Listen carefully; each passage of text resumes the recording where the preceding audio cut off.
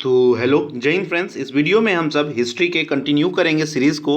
भाग 16 आज कवर हम लोग करेंगे। इसमें जो है सारे क्वेश्चन जो है बहुत ही सिलेक्टेड, बहुत ही अच्छे स्तर के लिए गए हैं। बाकी 15 भाग जो है चैनल पे अपलोड कर दिया जा चुका है। अगर आप अपने एग्जामिनेशन में जो है जीके जीएस से प्रश्न नहीं छोड़ना चाहते, उन सभी वीडियोज़ को देख लीजिए। आपके परीक्षा के दृष्टिकोण से सारे वीडियोस को बनाया गया, सारे सवालों को बहुत ही गहरा अध्ययन अध्ययन करके लिया गया है। हमारा इस वीडियो का पहला क्वेश्चन है कि दिल्ली सल्तनत का पहला सुल्तान कौन था जिसने दोआब के आर्थिक महत्व को समझा। देखिए दोआब क्या था।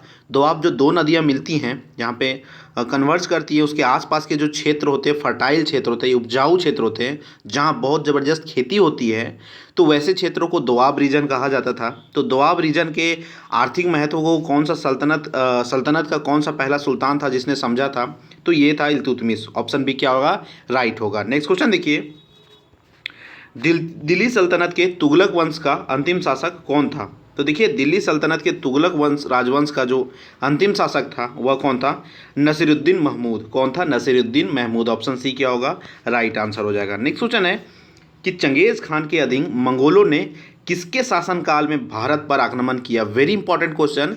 चंगेज खान बहुत ही महत्वपूर्ण जो है पर्सनालिटी रहे इतिहास के, बहुत ही ताकतवर, बहुत ही पावरफुल थे, और ये अपने आप को क्या बोलते थे, ये बोलते थे ईश्वर का श्राप बोलते थे अपने आप को।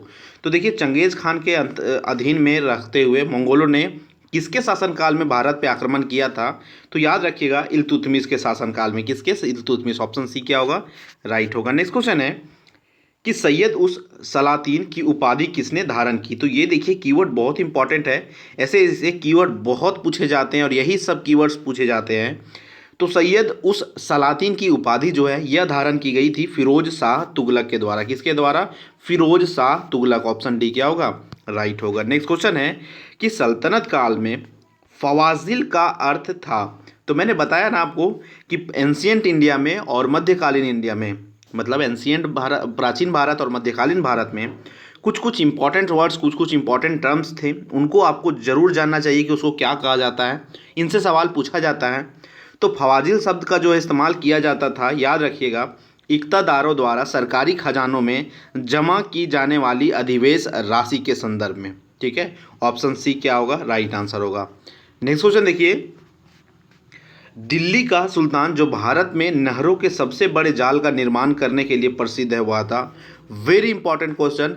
तो नहरों के सबसे बड़े जाल, मतलब नहरों का जो है बहुत सारे नहर बनाने के लिए जो सबसे ज़्यादा प्रसिद्ध कौन है, दिल्ली सल्तनत का कौन सा शासक जो है, तो याद रहेगा फिरोज शाह तुगलक। ऑप्शन सी क्या होगा, राइट आंसर हो जाएगा।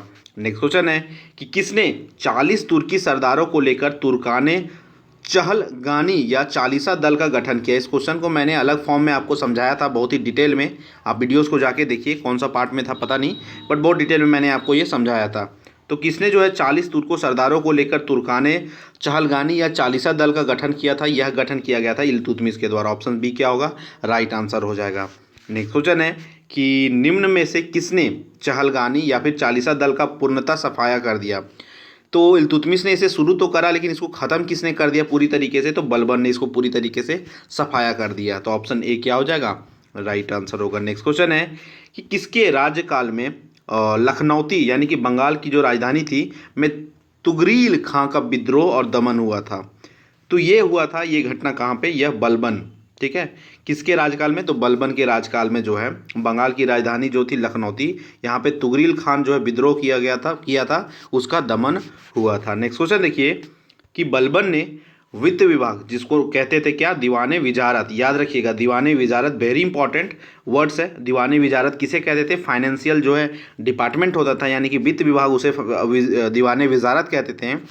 तो दीवाने विजारत से अलग कर पृथक संस्थान सैन्य विभाग, दीवाने आरिजा। तो याद रखिएगा दीवाने आरिज किसे कहते थे, ये कहते थे सैन्य विभाग को। वित्त विभाग किसे कहते थे, दीवाने विजारत।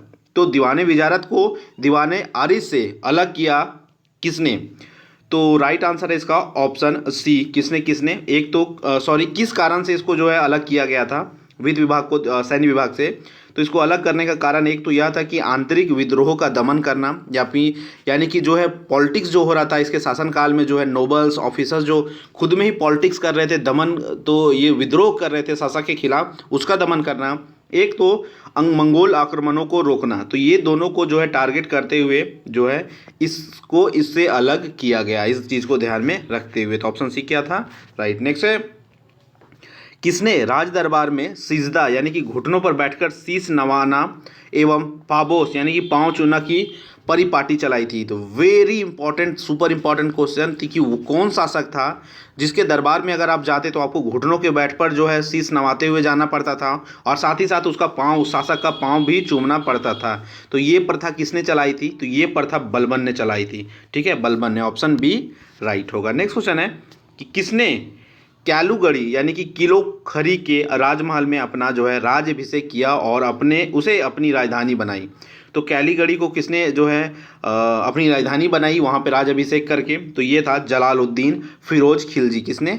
जलालुद्दीन फिरोज खिलजी। नेक्स्ट क्वेश्चन है कि जलालुद्दीन फिरोज शाह के शासनकाल में घटी घटनाएं थीं। तो क्या क्या घटनाएं जलालुद्दीन फिरोज शाह के शासनकाल में घटी थी? तो इसके शासनकाल में जो घटनाएं घटी थी वो जो थी, एक कड़ा मानिकपुर के सूबेदार मलिक काफूर का विद्रोह हुआ था।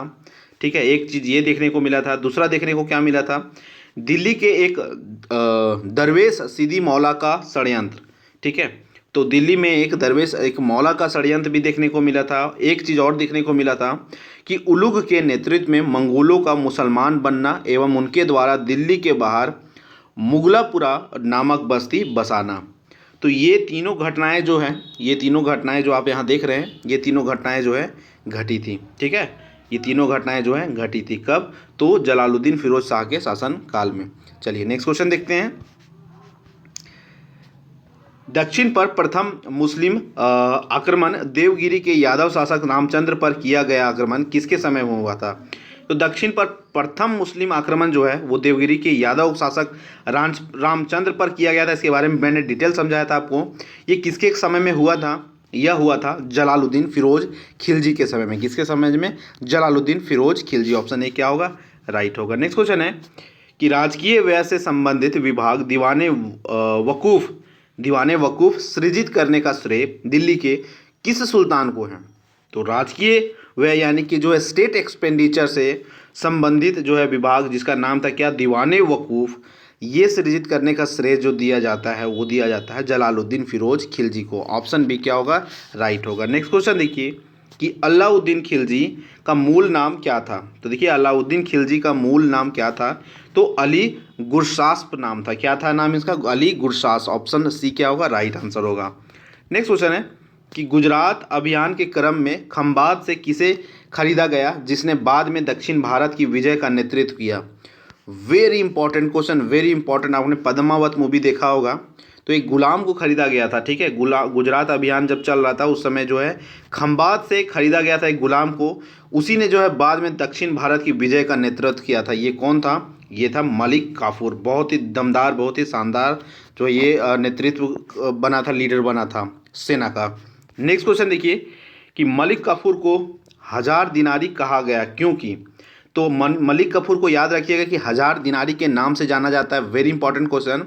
और इसे हजार दिनारी क्यों कहा गया? क्योंकि उसे 1000 दिनार में खरीदा गया था। ठीक है, उसे कितने में? 1000 दिनार में इस गुलाम को खरीदा गया था, इसीलिए उसे हजार दिनारी कहा जाता था। नेक्स्ट क्वेश्चन है कि किस सुल्तान ने नया मंत्रालय दीवाने रियासत की स्थापना की? तो दीवाने रियासत की स्थापना जो है अलाउद्दीन की खिलजी के द्वारा की गई थी। किसके द्वारा? अलाउद्दीन खिलजी, दीवाने रियासत। नेक्स्ट क्वेश्चन देखिए, किसने सैन्य प्रशासन के क्षेत्र में घोड़े दागने की प्रथा आरंभ की? तो घोड़ों पे जो है मार्क करने की प्रथा जो है उसकी वैल्यू जो है बताने की प्रथा जो है आरंभ की गई थी अलाउद्दीन खिलजी के द्वारा। ऑप्शन बी क्या होगा, राइट होगा। नेक्स्ट क्वेश्चन है, किस सुल्तान ने सैनिकों को भू अनुदान के स्थान पर नकद वेतन देने की प्रथा चलाई थी? फ्रेंड्स, ये बहुत ही अच्छे प्रश्न है, बहुत ही सिलेक्टेड प्रश्न है। ये आपको आपके छोटे एग्जामिनेशन जो भी होते हैं, ग्रुप डी लेवल के एग्जामिनेशन जो होते हैं, इजी एग्जामिनेशन, उससे लेके आपके यूपीएससी के परीक्षा तक ये सारे प्रश्न आपको देखने को मिलेंगे। सो इन प्रश्नों को बहुत अच्छे से कवर कर जाइए और साथ ही साथ जो है टेलीग्राम से इनके पीडीएफ भी आप डाउनलोड कर लीजिए। तो क्या कह रहा है कि किस सुल्तान ने सैनिकों को भू अनुदान के स्थान पर नकद वेतन देने की प्रथा चलाई? तो ये चलाई गई थी किसके द्वारा? अलाउद्दीन खिलजी के द्वारा। नेक्स्ट क्वेश्चन है कि सराय अदल निम्नलिखित में से किसका बाजार था? तो सराय अदल जो है यह किस चीज़ का बाजार हुआ करता था? तो यह जो है वस्त्र एवं अन्य वस्तुओं का बाजार हुआ करता था। ठीक है, कपड़े जैसे चीज़ों का जो है बाजार लगता था, उसे क्या कहते थे? सराय अदल। ऑप्शन ए क्या होगा? राइट आंसर होगा। नेक्स्ट क्वेश्चन है कि कौन से सुल्तान की मृत्यु अफगानपुर / तुगलकाबाद में लकड़ी से बने स्वागत भवन के गिरने से हुई थी? तो वह कौन सा सुल्तान था जिसकी मृत्यु जो है अफगानपुर में जो है, जिसे तुगलकाबाद भी कहते हैं, वहाँ पे एक लकड़ी का भवन बनाया गया था, तो यही गिर गया था, उसी से क्या हो गया था? इसका मृत्यु हो गया था। तो ये था गयासुद्दीन तुगलक। ऑप्शन बी क्या होगा? राइट होगा। साथ ही साथ वेरी इंपॉर्टेंट भी होगा ये क्वेश्चन। नेक्स्ट है कि नहर निर्माण कराने वाले दिल्ली का प्रथम सुल्तान कौन था? तो नहर निर्माण कराने वाले दिल्ली का प्रथम सुल्तान कौन था? वो था Ghiyasuddin Tughlaq. Very important question है ये भी। नेक्स्ट प्रश्न है कि सुल्तान बनने के पूर्व किसका नाम जौना खान था? तो जौना खान जो है यह मोहम्मद बिन तुगलक का नाम था। ठीक है, शासक बनने से पहले मोहम्मद बिन तुगलक का क्या नाम था? जौना खान। नेक्स्ट क्वेश्चन है कि किसके राज्यकाल में सादा अमीरों का विद्रोह हुआ, जिसके परिणाम स्वरूप 1347 ईस्वी में बहमनी की स्थापना हुई? तो बहमनी एम्पायर की स्थापना हुई थी, किसके परिणाम स्वरूप हुई थी? तो राइट आंसर हो जाएगा कि मोहम्मद बिन तुगलक के जो है राज्यकाल में सादा अमीरों ने जो है विद्रोह किया था, उसके बाद बहमनी जो है अम्पायर की स्थापना होती है। नेक्स्ट है कि मोहम्मद बिन तुगलक की मृत्यु कहाँ हुई थी? तो मोहम्मद बिन तुगलक की मृत्यु थट्टा में हुई थी। कहाँ हुई थी? थट्टा नामक स्थान पे। नेक्स्ट है किस सुल्तान ने 24 कष्टदायक करों के स्थान पर केवल 4 कर लगाए थे? तो 24 तरह के कष्टदायक यानी कि जो है पेनफुल जो है टैक्सेस लिया जाता था, जबरन लिया जाता था, उसको हटा के 4 टैक्स सिर्फ लगाया गया था। यह किसके द्वारा? तो यह लगाया था फिरोज शाह तुगलक के द्वारा। ठीक है, 4 टैक्स लगाया गया था 28 से 24 को हटा के। नेक्स्ट क्वेश्चन है कि किस सुल्तान ने अपनी आत्मकथा फतुहात ए फिरोज शाही, वेरी इंपॉर्टेंट क्वेश्चन, तो फतुहात ए फिरोज शाही जो है किसकी आत्मकथा है? तो यह किस सुल्तान ने लिखी है अपनी आत्मकथा फतुहात ए फिरोज शाही? तो याद रखिएगा फिरोज तुगलक ने। ऑप्शन सी क्या होगा?